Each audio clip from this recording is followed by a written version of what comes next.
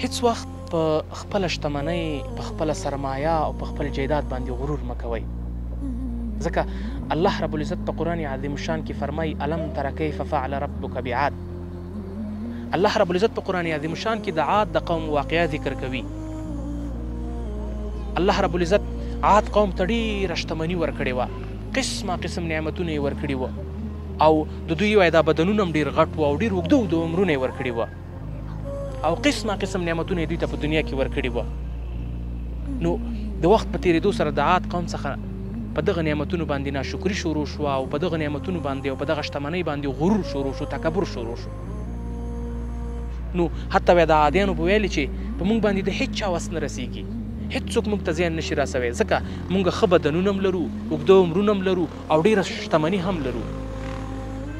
نو هماغه و چې الله رب العزت په دغه قوم باندې باد او طوفان نازل که، او داسې طوفان او باد یې پرې نازل که چې د دوی ټوله شتمني، د دوی ټوله سرمایه الله رب العزت په 7 شپو او 8 ورځو کې تباه او برباد کړه. ځکه